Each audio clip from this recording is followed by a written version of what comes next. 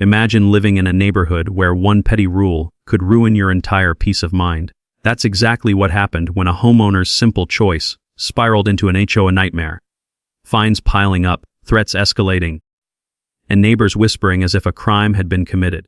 But the real shock came when the situation turned so extreme that law enforcement was dragged into what should have been a private matter. And the moment the officer realized who was actually dealing with left everyone stunned. How did a petty HOA demand spiral into a confrontation that no one saw coming? At first glance, life in this neighborhood seemed picture perfect. Neatly trimmed lawns, children riding bikes on quiet streets, and neighbors who waved politely as they drove past. For the homeowner at the center of this story, it was supposed to be a dream come true. A safe, welcoming place to settle down and focus on family. They kept to themselves, paid their dues, and followed the rules without question. But beneath that calm surface, tension was brewing. The HOA board wasn't just enforcing community standards. They were watching, waiting, and searching for any reason to pounce. The smallest choices, like how a lawn was cut, where a car was parked, or even the color of a front door, could spark a letter, a fine, or worse.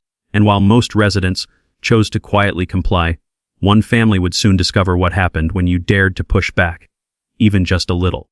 They had no idea that a single dispute would snowball into threats, fines, and a public confrontation that would shake the entire neighborhood. The first letter arrived folded neatly in the mailbox, harmless at a glance, but inside was the HOA's opening shot. A fine for something so trivial? The homeowner thought it had to be a mistake. The alleged violation, a barely visible weed poking through the cracks of the driveway.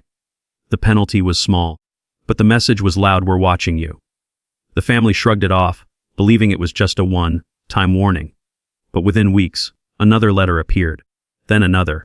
Each notice grew harsher, the fine steeper, the language colder. Suddenly, every small detail of their home became ammunition. The trash bins weren't pulled in fast enough. The car in the driveway had a small oil stain. Even the holiday decorations, left up a single day past the proved removal date, became grounds for punishment. What made it worse was how the HOA framed each letter, not as a simple rule reminder, but as if the homeowner was a criminal dragging down the entire community. Neighbors began whispering. Some avoided eye contact. Others smugly hinted that the board doesn't like troublemakers. The homeowner's frustration grew. They paid their dues. They followed the spirit of the rules. But no matter how much they complied, the HOA always found something else to attack. It felt less like community management and more like harassment. And when the family pushed back, the retaliation doubled. One Saturday morning, the family woke up to find an HOA board member standing at the edge of their lawn, clipboard in hand, snapping photos of their front yard. No greeting, no explanation, just silent documentation. It was invasive, humiliating, and deeply unsettling. The message was clear: we control this space, not you. That's when the fines escalated from minor fees to outrageous amounts. Hundreds of dollars for repeat violations that were either exaggerated or outright fabricated. The homeowner tried reasoning with the board, but every email was ignored, every call dismissed. And when they finally requested an in-person meeting, the board laughed off their concerns, insisting the rules were the rules. But rules, it turned out, only applied selectively. Other homes in the neighborhood had weeds, oil stains, and overgrown bushes, yet those families were never cited. The difference: they stayed quiet. They didn't push back. The HOA had chosen its target, and the homeowner was it. Things took a darker turn when the board threatened legal action. They claimed unpaid fines gave them the right to place a lion on the property. An outrageous overreach that terrified the family. Losing their home over petty disputes wasn't just unfair, it was unthinkable. Yet the HOA's arrogance made it feel inevitable. The stress began seeping into daily life. The homeowner couldn't step outside without scanning for hidden eyes. The simple joy of planting flowers or washing the car became laced with dread. Will this be the next violation? Family dinners turned into strategy sessions, debates about whether to fight or flee. It wasn't just about money anymore. It was about dignity, control, and refusing to be bullied in their own home. Then came the breaking point. One afternoon, the family discovered a notice taped directly to their front door in bold, threatening language: final warning. If the next fine went unpaid, the board would escalate the matter to law enforcement. Law enforcement. For weeds and trash bins. The absurdity was almost laughable, but the fear was real. Would officers actually show up? Would they be treated like criminals in front of their neighbors? Days later, that fear became reality. The HOA followed through, calling the police to intervene in what was essentially a financial dispute. The sight of squad cars pulling up outside the home sent shockwaves through the neighborhood. People peeked through blinds, phones in hand, whispering rumors that only amplified the humiliation. And when the officer knocked on the door, the tension hit its peak.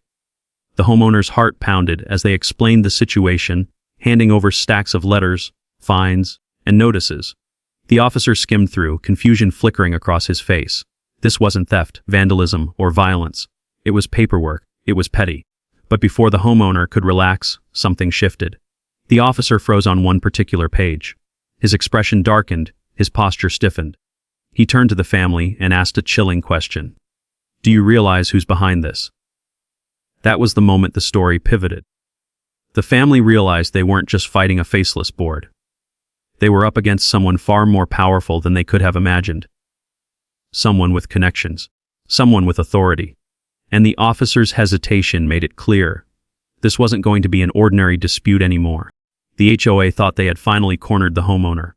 Letters, threats, escalating fines, and now the spectacle of police involvement. All designed to humiliate and break them into submission. By this point, many in the neighborhood believed the family would either cave in or quietly pack up and leave. That's how it usually went when the board turned its sights on someone. But what no one realized was that the homeowner wasn't about to fold. Instead, they had been quietly gathering evidence. Every notice, every photo, every discrepancy between the HOA's rules and its selective enforcement. They had spoken to other neighbors, too, uncovering a pattern of intimidation stretching back years. And now, with the officers still standing in their living room, the trap the HOA had set was about to snap shut on them instead. The officer looked visibly uncomfortable as he flipped through the stack of paperwork. It was obvious he had expected something different, maybe a violent confrontation or a serious crime in progress. Instead, he found himself staring at petty grievances written up in the most officious language possible. But then he reached one page, paused, and his entire demeanor changed. His eyes narrowed, his lips pressed into a thin line, and finally, he let out a sharp breath. The homeowner, confused, asked what was wrong.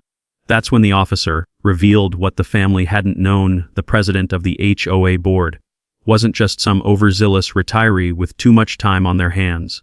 She was the sister-in-law of his commanding officer at the precinct. Suddenly, everything clicked. The board's boldness, the threats of law enforcement, the unshakable confidence that they could push as far as they wanted without consequence. The officer hesitated, torn between duty and personal politics. For a tense moment, it seemed as though the HOA's influence would silence even him. But then something shifted. The weight of the absurdity, the injustice, the sheer abuse of power became too heavy to ignore. He straightened, squared his shoulders, and asked the family a simple but powerful question. Do you want to file a formal complaint? The word spread quickly. The sight of squad cars outside the home had already drawn eyes from behind blinds and curtains. But when news broke that the family was pushing back, not just against fines, but against the HOA's leadership itself, the tide of opinion began to turn. Neighbors who had once stayed silent started to share their own stories. Petty fines, harassment, rules applied to some, ignored for others. The picture that emerged was damning, and for the first time, the board looked vulnerable. Still, the HOA president wasn't ready to surrender. In an emergency meeting called days later, she stormed into the clubhouse, brimming with fury, declaring that the homeowner was spreading lies, undermining community harmony. But the carefully cultivated aura of authority was cracking. As the homeowner presented their documentation, neighbor after neighbor stepped forward to corroborate. And when the officer himself arrived, summoned to provide his account, the room fell into stunned silence. He didn't mince words. He laid out exactly how ridiculous it was for the board to weaponize law enforcement over lawn weeds and trash cans, and how inappropriate it was to drag his department into petty disputes. Then he dropped the bombshell. Any further abuse of his office's time for personal vendettas would result in formal charges against the HOA itself. It was a stunning reversal. The same law enforcement the board had tried to wield as a weapon now stood as their greatest threat. The president's face went pale, her bluster evaporating as the room murmured with shock. For years, she had thrived on fear and silence. But now, Her tactics had been exposed in public, her credibility shattered. The climax wasn't a fistfight or a dramatic eviction. It was something far more devastating for the antagonist: humiliation. The realization that her reign of control had collapsed in front of the very people she once ruled. Neighbors who once bowed their heads now glared openly. Former allies shifted uncomfortably in their seats, unwilling to defend her anymore. For the homeowner, it was both vindicating and surreal.